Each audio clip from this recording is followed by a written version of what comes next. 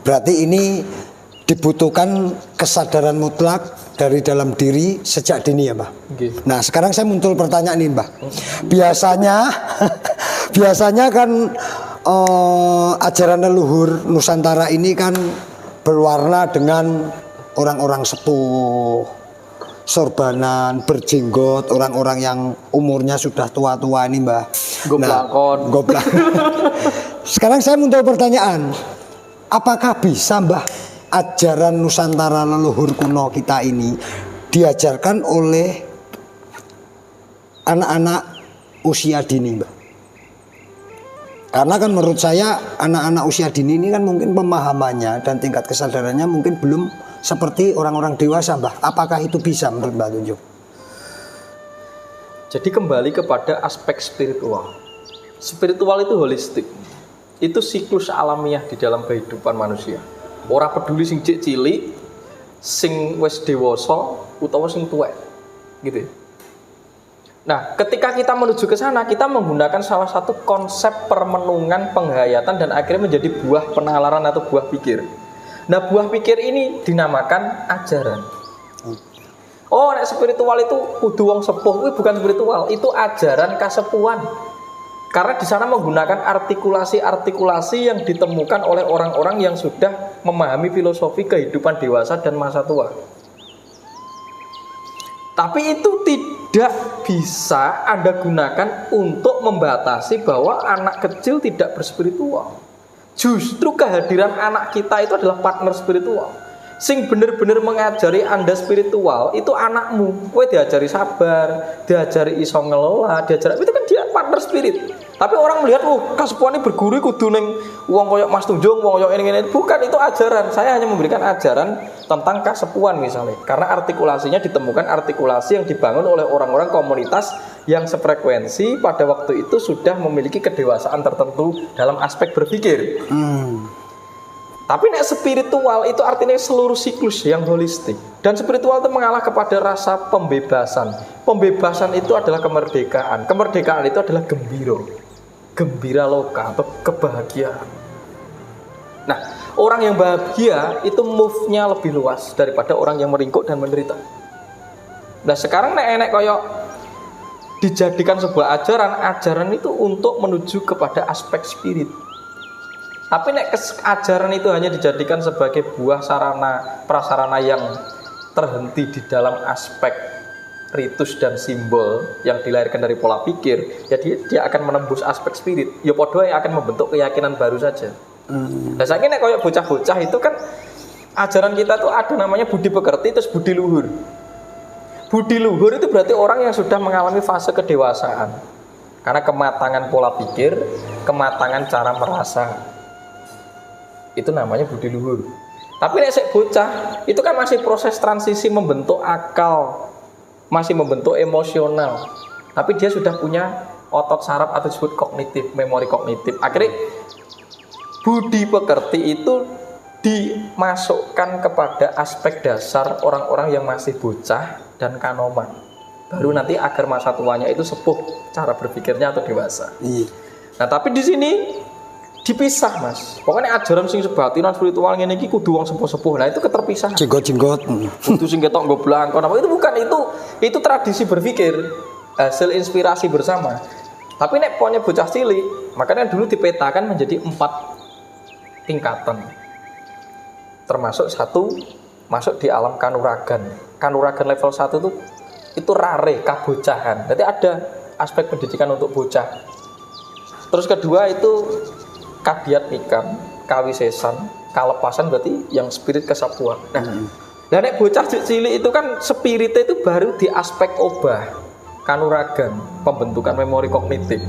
Nanti dia seneng engkling, globak sodor gitu, lari-lari lapangan. Itu apa yang dia temukan dari situ? Dolanan kan? Iya, ketika bermain atau dolanan, dia menemukan apa? Kebebasan. Karena dia gembira, bahagia.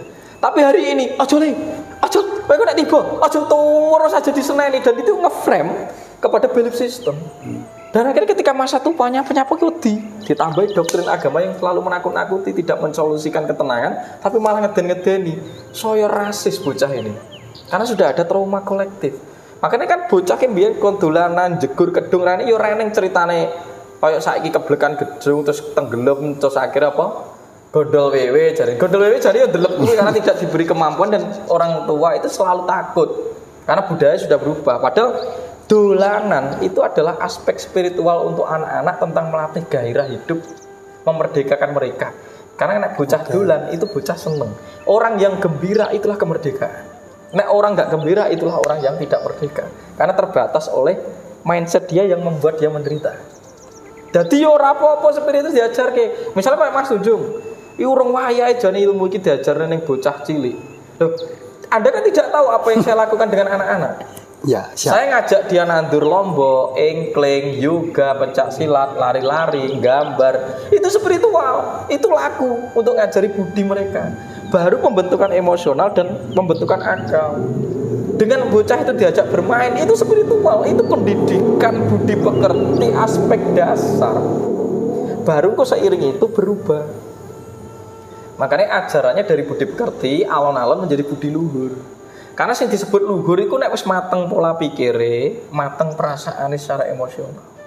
Baru diisi platform-platform hasil renungan berpikir yang dewasa yang disebut mindset, berpikir yang luas. Dan nek bocah cilik yo ora iso, Mas. Bocah cilik itu aja langsung bocah mikir. Ngerti ini dia sedang membentuk insting. Kecepatan, ketepatan, kekuatan dan ketahanan mental. Jadi pengembangan tubuh, otot, gitu. Dolanan, opo, itu kan kemerdekaan. Gara-gara bocah kita hari ini sudah tidak diberikan aspek pemahaman itu dan sering ditakut-takuti, dibentak dan dilarang. Ketika menjadi masa tua, itu juga akan menjadi orang yang mengaktualisasikan hal sempit sebagaimana masa kecil mereka tidak menemukan bahagia. Karena yang disebut merdeka spiritual itu bebas dan bahagia merdeka. Lah nek jenengan ngomong spiritual tapi masih terbatas konsep keyakinan tertentu, agama tertentu dan itu membuat pikiran Anda semakin sempit dan fanatik, berarti kamu tidak berspiritual. Jiwanya tidak bebas, Mbak, berarti. Orang merdeka. Akhirnya mung dadi gembol apa sing diyakini. Ilusi berarti. Ilusi. Nah, seringkali kan budaya ini sing disebut kebatinan kuwi wong sing wis umure teko engko lagi dituturi bla bla bla bla bla bla bla bla. Lah nek carane seperti itu makanya saya membedakan. Ajaran yang saya kembangkan ini adalah ajaran kasampurna. Mapane urip sampurnane pati. Karena orang itu hanya sempurna saat mati. Nek seurip itu menuju mapan terus berarti progresif. Orang ono urip sempurna itu ndak ada. Jadi wong ki duwe salah, duwe kleru, duwe lali. Kita duwe penderitaan sebagaimana tubuh itu terus progres untuk membentuk dirinya. Makanya uripe mapake, piye ben mapan. Mulai dari yang umur nom kecil sampai masa tua itu piye ben mapan. Jadi nek nom itu juga harus diberi aspek ini. Berarti spiritual itu holistik, utuh. Makanya darane manunggaling kalau Gusti itu utuh. Manunggaling bocah-bocah itu dengan cara diajak bermain, bergerak itu cara edukasi ke mereka. Nek wis rada nom dari bermain diajak untuk olahraga kanuragan ya pencak silat, nari, poli, bal-balan. Baru pun nek wis kuwi dikasih tutur-tutur tentang subosito. Jadi bagaimana kamu bisa mengalami orang lain dan lain sebagainya. Terus akhirnya ditambahi dengan tata krama, pendidikan moralnya tata krama. Baru setelah itu masa tuane dia mesti golek kawruh untuk nyampurnake pati. Dan seringkali orang yang disebut ajaran Jawa itu seringkali wis wayahe goleki mati. Itu konsep berpikir yang lebih dewasa. Ya karena itu menjadi konsep berpikir orang dewasa, akhirnya dibelah bahwa spiritual itu hanya untuk wong sing wis siap.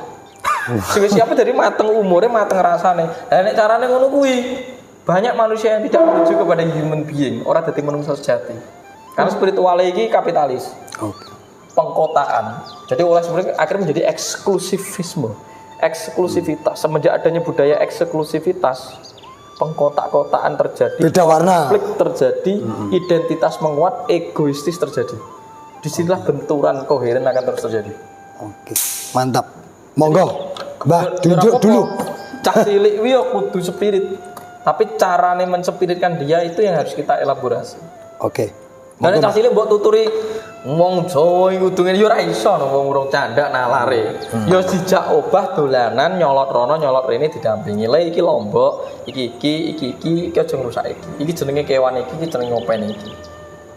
Itu dulu diajar ke bapakku. Tadi bapakku seneng ngajar aku memelihara binatang atau apa. Oh ternyata aku pendidikan yang masih tersisa dari era Jawa kuno. Dan perjalanan hidup itu kasunyatan Mbah ya. Nyoto tuh berarti ngalami. Ya minum dulu Mbah. Engkau nek gak mbok duduh nih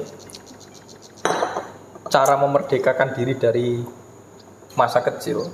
Dadi bocah nek gede ya depresi Mas. Ya. Karena arep nyapu-nyapu gak wani.